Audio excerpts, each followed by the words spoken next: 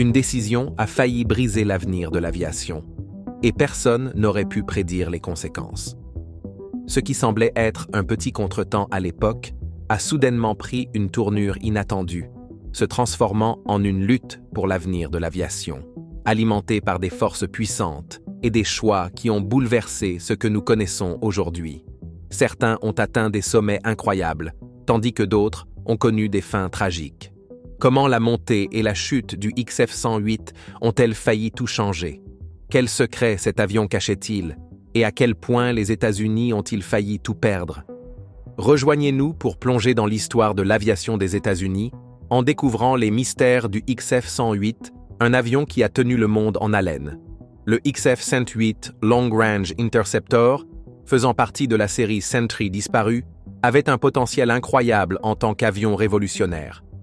Son design élégant et épuré indiquait sa vitesse impressionnante et ses performances inégalées, à l'instar du légendaire North American P-51 Mustang de la Seconde Guerre mondiale.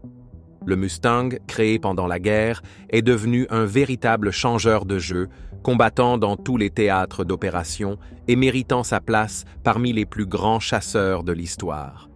Pendant la Seconde Guerre mondiale, le radar est devenu un outil essentiel pour la défense aérienne, un outil qui aidait à guider les chasseurs lors de missions de jour et de nuit. Il était vraiment important qu'après la guerre, les États-Unis se concentrent sur l'avancement des systèmes radars, investissant d'énormes ressources dans leur production. En 1952, l'armée de l'air a commencé à développer le SAGE, un système également connu sous le nom de Semi-Automatic Ground Environment, pour sécuriser l'espace aérien des États-Unis et du Canada. Bien qu'il ait été révolutionnaire, le SAGE nécessitait des chasseurs longue portée et lourdement armés pour atteindre son plein potentiel. En raison de cette exigence importante, certains experts ont proposé de convertir le bombardier B-47 Stratojet, un bombardier stratégique américain à 6 moteurs, propulsé par turbomoteurs, conçu pour voler à une vitesse subsonique élevée et à haute altitude pour éviter les chasseurs intercepteurs ennemis, en un puissant intercepteur équipé de nombreux missiles RR, dans le but de combler cette lacune. Malgré la reconnaissance croissante de la nécessité d'un nouvel intercepteur longue portée, le Pentagone n'a initialement prêté que peu d'attention à son développement. Il y avait un accord sur l'idée, mais l'élan était lent, laissant le commandement de la défense aérienne frustré. En réponse, ils ont fortement poussé pour d'autres options viables, suggérant des alternatives comme le Super Scorpion et même une version à 2 places du F-101 Voodoo, développé par McDonnell Douglas, comme solution possible. En même temps, dans les coulisses du quartier général de l'armée de l'air, des plans préliminaires pour un tout nouvel avion de chasse commençaient à prendre forme. Cela a préparé le terrain pour une compétition féroce, où l'avenir de la défense aérienne dépendrait d'une décision qui allait changer l'aviation militaire pour les années à venir. Les tensions étaient élevées et les enjeux encore plus grands, alors que chaque camp travaillait pour présenter sa vision d'une nouvelle ère de supériorité aérienne. Cet avion nouveau était imaginé comme un appareil capable de fonctionner de manière optimale dans toutes les conditions météorologiques, avec 2 sièges, une conception à 2 moteurs capables de voler sur de longues distances et de travailler avec le réseau SAGE ou de manière indépendante. Cependant, les études du Wright Air Development Center ont montré que le Super Scorpion et le F-101 à 2 places ne répondaient pas aux besoins de l'armée de l'air. Pour répondre à la demande croissante d'un intercepteur de nouvelle génération, les ingénieurs ont jeté leur dévolu sur le F-108, un design ambitieux qui promettait de repousser les limites de l'aviation.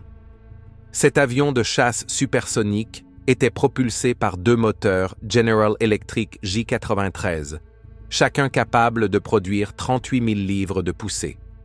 Avec cette puissance incroyable de moteur, le F-108 était conçu pour atteindre des vitesses de Mach 3, soit environ 3 fois la vitesse du son, et voler à des altitudes de 70 000 pieds, bien au-delà de la portée de la plupart des avions ennemis. Contrairement aux conceptions précédentes d'intercepteurs, comme le XF-103 qui était conçu pour des accélérations rapides à grande vitesse, Le F-108 était conçu pour une croisière à haute vitesse soutenue, en faisant un véritable changeur de jeu dans le monde de l'aviation. Armé de 3 missiles air-air avancés, il était conçu pour neutraliser les avions supersoniques ennemis avec précision. Son design épuré, conçu pour la vitesse et l'agilité, le rendait redoutable. Un des aspects les plus intrigants du F-108 était la manière dont il partageait certaines de ses technologies avancées avec le programme de bombardier B-70 Valkyrie. Les deux projets sont nés d'une vision commune de repousser les limites de la technologie aérospatiale, et la connexion entre eux mettait en avant l'innovation et l'ambition de l'époque. Pendant cette période, des idées nouvelles et des recherches intensives étaient menées en permanence, alors que l'armée et les ingénieurs travaillaient sans relâche pour être à la pointe de la technologie aéronautique. Une étude particulièrement notable a exploré la possibilité d'ajouter des capacités de ravitaillement en vol pour étendre l'autonomie des avions, leur permettant de rester en vol beaucoup plus longtemps qu'auparavant et d'augmenter leur portée stratégique. En même temps, d'autres expériences se sont concentrées sur l'amélioration des performances des avions de diverses manières. L'une de ces idées était le développement de réducteurs de poussée, qui permettraient aux avions de ralentir plus efficacement et d'améliorer leur capacité d'atterrissage, une innovation majeure pour les intercepteurs à grande vitesse comme le F-108. Une autre piste d'exploration impliquait l'essai d'un carburant à base de bore, qui avait le potentiel de fournir plus de puissance et d'efficacité par rapport au carburant jet standard, donnant potentiellement à des avions comme le F-108 encore plus de poussée et d'endurance. Les ingénieurs ont également travaillé à l'expérimentation de différents types de moteurs pour voir si de nouvelles configurations pouvaient améliorer la vitesse, l'efficacité du carburant et les performances globales. La course pour développer des intercepteurs plus rapides et plus capables a également conduit à l'exploration de conceptions aérodynamiques avancées et de matériaux de pointe, dans le but de rendre les avions plus légers, plus rapides et plus forts en combat. En même temps, des inquiétudes croissantes se faisaient jour concernant la menace posée par les bombardiers soviétiques. Les rapports de renseignement suggéraient que ces bombardiers pourraient venir par le pôle Nord, contournant potentiellement les systèmes de défense aérienne traditionnels et frappant depuis des directions inattendues. En réponse, les planificateurs militaires ont commencé à formuler des stratégies pour contrer ce nouveau risque, y compris des plans pour faire voler des avions au-dessus de l'espace aérien canadien afin d'intercepter tout intrus avant qu'il ne puisse pénétrer plus profondément dans le territoire américain. Cependant, à mesure que la collecte de renseignements s'améliorait, il est devenu clair que la menace des bombardiers de l'Union soviétique n'était pas aussi grave que prévu à l'origine. La menace n'était pas aussi proche que les premiers rapports l'avaient suggéré, et ces contre-mesures, bien qu'importantes, sont devenues moins urgentes à mesure que la situation évoluait. Malgré les circonstances changeantes, ces années de recherche et de planification intense ont préparé le terrain pour certains des avions militaires les plus avancés jamais créés. En janvier 1959, le modèle du F-108 a été dévoilé pour inspection. À peu près à la même époque, des innovations comme le X-15 propulsé par fusée établissaient des records et frôlaient les bords de l'espace. La division spatiale de North American Aviation a également conçu la capsule Apollo, jetant les bases de l'exploration spatiale. En 1967, une fusion avec Rockwell Standard forma North American Rockwell, qui créa plus tard la navette spatiale révolutionnaire en 1972, transformant à jamais les voyages spatiaux. Les tests en soufflerie ont confirmé leur conception révolutionnaire, prouvant le potentiel de ces idées visionnaires. Il a été expliqué que voler à des vitesses supersoniques impliquait de gérer le flux d'air sous l'avion. L'avion lui-même était décrit comme énorme et capable d'atteindre Mach 3. Lors d'une réunion, le général Lemay s'était renseigné en privé pour savoir si l'avion pourrait atteindre Mach 3,2 et il a été noté que l'avion avait finalement atteint ses objectifs. Les souvenirs comprenaient des observations sur la conception, en particulier les 3 moteurs logés dans une seule prise d'air. Quelqu'un avait humoristiquement demandé où une personne pourrait se retrouver si elle s'approchait trop près, et il avait été remarqué qu'il semblait sage de rester à l'écart pour éviter d'être aspiré comme dans un aspirateur. Il a également été mentionné que le premier vol de l'avion avait rencontré des problèmes, car une défaillance du capteur avait provoqué l'éclatement des pneus en verrouillant les roues. Le XB-70 Valkyrie a été décrit comme un bombardier lourd supersonique révolutionnaire, des décennies en avance sur son temps. Cependant, il a été souligné qu'il n'a jamais totalement remplacé le B-52 Stratofortress, qui, bien que plus lent, est resté l'une des réalisations les plus importantes de l'aviation d'après-guerre. Le parcours pour rendre les bombardiers plus rapides a atteint un nouveau niveau avec le B-58 Hustler. Convair a conçu cet avion à aile delta élégant pour voler à des vitesses supersoniques. Cependant, atteindre de telles performances n'a pas été facile. Le plus grand défi pour l'Amérique du Nord était de faire face à la chaleur extrême. Les tests en soufflerie ont montré que la conception pouvait fonctionner, mais voler à de telles vitesses a provoqué une déformation des matériaux conventionnels à cause de la chaleur. Pour résoudre ce problème, les ingénieurs ont utilisé un matériau en nid d'abeille spécial en acier inoxydable qui offrait de la résistance et aidait à refroidir l'avion. Après 1 an de tests de prototype et de conception, le premier XP-70 a été commandé. Avant son vol inaugural, un ensemble avancé de tests en vol, un système à bord, fut installé pour enregistrer des données cruciales lors des essais. Le prototype XB-70 a subi des tests de vibration rigoureux pour s'assurer que ses ailes massives et son fuselage pouvaient supporter des contraintes bien au-delà de celles auxquelles il serait confronté en vol. Ces tests ont ouvert la voie à une série de vols d'essai révolutionnaires. Lors d'un vol d'essai, accompagné d'un seul avion de chasse, les pilotes ont effectué des contrôles de routine pour se familiariser avec les performances du Valkyrie. L'une de leurs premières tâches a été de tester le train d'atterrissage avancé de l'avion. Avec le contrôle d'un avion de haute technologie coûtant plusieurs millions de dollars, le pilote White a rétracté puis étendu à nouveau le train d'atterrissage. Il a réagi lentement mais de manière constante aux commandes du cockpit, montrant l'importance de tests approfondis. La conception du Valkyrie comportait un fuselage tubulaire massif associé à sa disposition unique en six-packs. Les énormes ailerons blancs de l'avion, essentiels pour la direction, étaient déjà installés. De plus, les leçons des conceptions antérieures ont conduit à un petit mais crucial ajustement. Une inclinaison des ailes de 5 degrés pour améliorer la stabilité.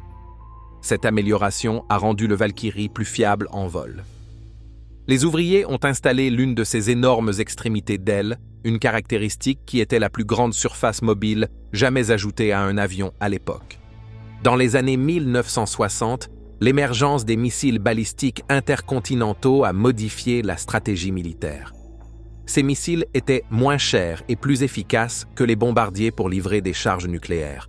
Les ICBM lancés depuis des sous-marins ont donné à la marine une plateforme mobile et cachée pour des frappes stratégiques, quelque chose que l'armée de l'air n'a pu réaliser qu'avec l'arrivée des bombardiers B-1B et B-2 des décennies plus tard.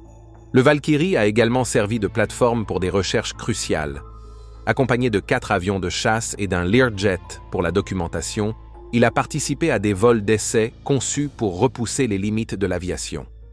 L'un des pilotes de chasse, Joe Walker, un aviateur supersonique expérimenté du programme X-15, a rejoint la mission. Son expertise était inégalée, faisant de lui un candidat idéal pour l'équipe du Valkyrie.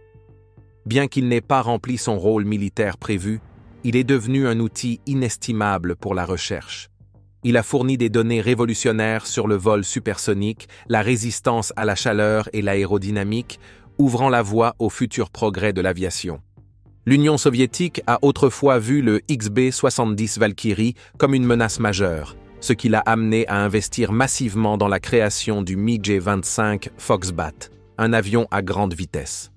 Son envergure massive a été conçue pour utiliser une aérodynamique avancée, y compris la portance par compression. Cet effort a montré l'inquiétude de l'URSS face aux capacités du Valkyrie. En 2002, l'histoire de l'aviation a subi un changement important lorsque des galeries de musées, comme celles de la guerre froide et de la Seconde Guerre mondiale, ont été redessinées pour regrouper les avions de recherche et de développement. Malheureusement, cela a placé certaines expositions dans des zones restreintes, limitant l'accès du public. Après la Seconde Guerre mondiale, le Canada était prêt à prendre la tête de la fabrication d'avions. La société Avero, fondée en 1945, était un symbole d'espoir d'après-guerre. Ayant construit des bombardiers Lancaster pendant la guerre, le Canada est passé à la création d'avions commerciaux pour la paix et de chasseurs pour la maintenir. Des visionnaires comme C.D. Howe et le leader aéronautique britannique Sidney Cam ont joué des rôles clés. Malheureusement, au cours des années 50, l'aviation canadienne a rencontré des défis, notamment en perfectionnant le chasseur CF-100 et plus tard en concevant l'Arrow. Sans marge d'erreur, des ingénieurs et des pilotes d'essai comme Spud Potocki et Peter Cope ont accompli des progrès majeurs. Malgré les obstacles, ils ont travaillé sans relâche pour construire des avions incarnant l'innovation et la précision. George Perks, ministre de la Défense du nouveau gouvernement conservateur, a déclaré à son auditoire que même si les missiles devenaient plus avancés, cela ne signifiait pas la fin des avions pilotés. Il expliqua que les avions avaient un avantage clé sur les missiles.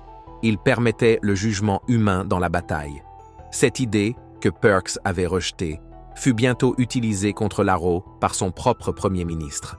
Mais ce jour-là, ceux qui travaillaient sur l'Arrow étaient confiants quant à son succès. Alors que l'Arrow 201 décollait pour un autre vol d'essai, des ouvriers, des gestionnaires et des membres de l'armée de l'air se rassemblèrent pour observer son retour. Certains avaient même amené leur famille pour voir l'avion en action. Mais il ne s'agissait pas seulement d'excitation.